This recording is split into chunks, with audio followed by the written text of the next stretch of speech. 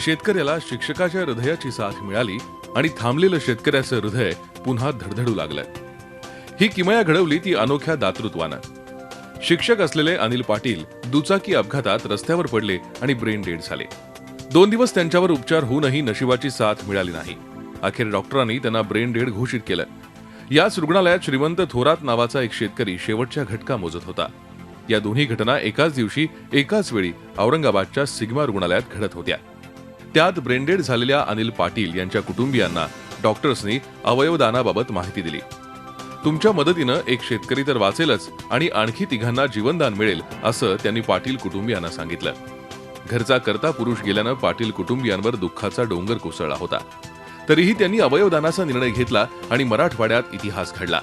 पहिल्यांदाच मराठवाड्यात हृदय प्रत्यारोपण शस्त्रक्रिया झाली. एक व्यक्ती जातो पण त्याच्यामागे 4 लोकांना जीवदान मिळतं. 4 गरीब कुटुंबांना यामुळे नवीन जीवदान म्हणून असं कुणाचं घर म्हणजे उघड्यावर पडू शकत नाही. त्यानंतर मग आम्ही सर्वांनी विचारविनिमय केला. मोठ्या मुलीचा तर प्रोत्साहन होतंच. तिला म्हणजे ही गोष्ट पटली होती. आई, आमच्या बहिणी, वडील आणि आमचे काका तसेच काही इतर नातेवाईक सर्वांनी मग यास म्हणजे होकार दिला आणि आम्ही यास तयार झालो. शेतकऱ्याला जीवदान मिळाल्यानं त्यांच्या कुटुंबात आनंदाचं वातावरण आहे. दरम्यान या कुटुंबियांकडून रुग्णालयानं एकही पैसा न घेता शस्त्रक्रिया पार पाडली. 12 महिन्यापासून चालूच होती त्यांची तकलीफ त्यांना. मग आम्हाला देखत नव्हतं ते. आम्ही घेऊन यायचो आपलं एकूण तिकून जमा करून.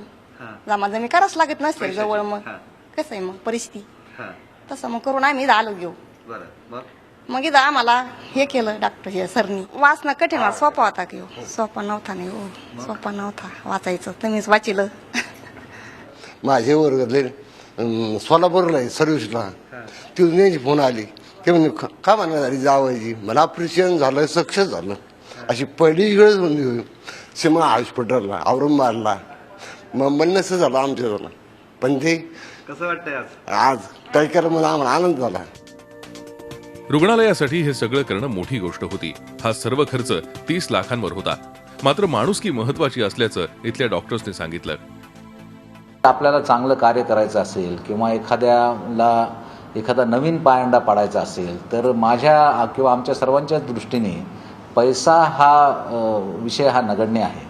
आणि नवीन काहीतरी करण्याकरता आपल्याला बऱ्याच लोकांना खस्ता खावं लागतात. आणि त्याच्या दृष्टिकोनातून आणि एक मानवतेच्या दृष्टिकोनातून असं वाटलं की बा हे आपण करावं जेणेकरून काय होईल की बा सगळ्यांचंच मनोधैर्य वाढतं. जग सोडून गेलेले अनिल पाटील आज 4घांच्या आयुष्यात अवयवरूपी जिवंत आहेत. हेच खरं दातृत्व. यातून गरज आहे ती इतरांनी प्रेरणा घेण्याची. विशाल करोळे, झी मीडिया, औरंगाबाद. झी 24 तास रहा एक पाऊल पुढे.